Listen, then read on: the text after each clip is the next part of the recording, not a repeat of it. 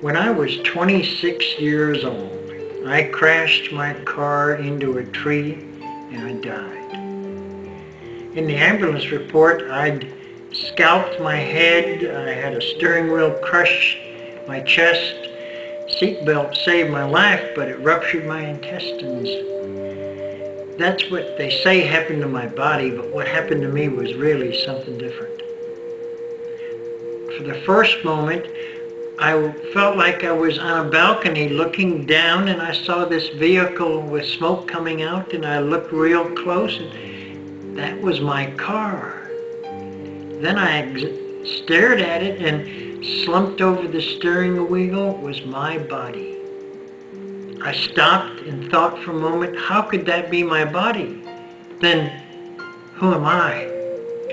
In an instant, I was sucked away like a piece of dust in a vacuum hose, and I was cascading through a dark tunnel. But it was more like maybe a roller coaster that was going through loop-de-loops and into the heavens. I saw the stars, and quietly, steadily, a white light got closer and closer until I was surrounded and almost wrapped up like going into a hot bathtub after being chilled to the bone in the cold. I was in a loving presence and white light that just filled me with a sense of peace, a kind of safe, loving presence that is impossible to describe, but so wonderful I can't stop trying to find words for it. In that white light, every question I ever had, any idea about what was what or how things worked, was answered immediately.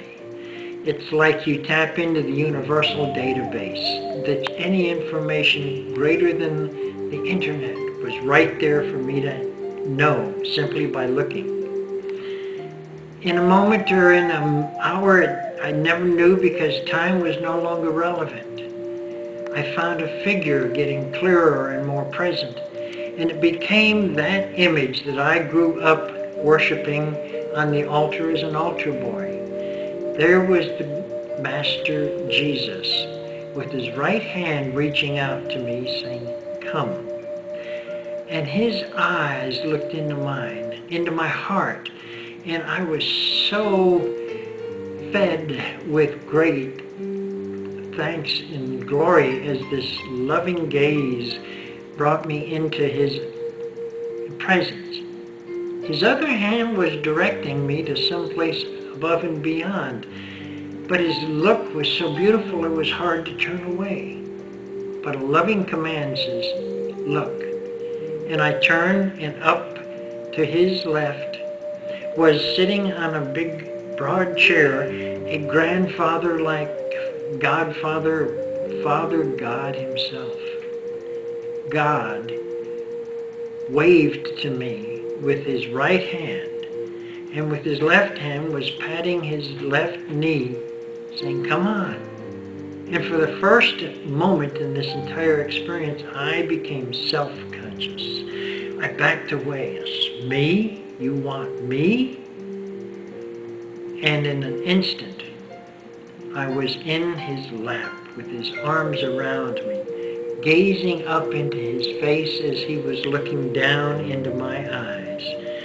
And his loving presence, his great smile, just told me I was safe. I was home. And with his right hand, he waved at his feet and said, "Are you through?" Again, it was so difficult to turn away from his loving smile, but the command was, "Am I through?" So I looked down at my feet, and there was like a whole photo album all dropped and spread out. And as I looked down at these pictures, it was pictures from my past. And it wasn't just a photograph, it was a 3D image. It was one of these experiences where when you get a picture back and you remember what it was like when you took that picture, I could recall not only what it felt like, but how I was thinking, and recalling exactly how others were feeling because of the way I was behaving. The first image was one of when I was stealing some Coke bottles from a neighbor's garage, a way to go to the movies. And I remembered the mildew inside. I felt every aspect of the experience and went down the road saying, thank God, nobody knows. No longer did I complete that recall. Then there I was, looking into God's eyes, saying, oh, I'm sorry, that was bad.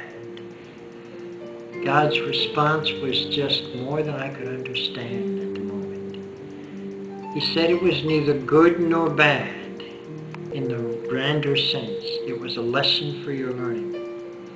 So I get to recall and relive every experience, even when I teased that girl in junior high because she talked with a lisp and she was big and fat. And I not only recalled what I said, I get to feel what she felt like because of the way I behaved. And I felt so bad and ashamed. God's response was again, neither good nor bad. It's a lesson for the learning. I was proud of when I saved this lady's life, and again, neither good nor bad, it's a lesson for the learning. So as I recalled all my experiences, I got to see what we hear so often of a life review. We not only get to look at what we've done, we get to feel what we felt, and we get to feel how our behavior affected others. I turn to God with great thanks for the loving presence. And again the question came back, are you through? I looked into his eyes and I said, well, there's no way I want to leave. And the message was, you are always here if you would only know it. Every one of us is always connected to and one with our source if we can get beyond our mind. I did respond with, I'm not going back, but I had a final thought. Let Mom know I'm okay. And as I reached out to turn the page on that photograph on the ground and let Mom know I'm okay, I came to in the hospital bed in Atlanta, Georgia, 2 weeks later. That was my first and primary experience. And I've come to realize that that has many of the core elements of the classic near-death experience.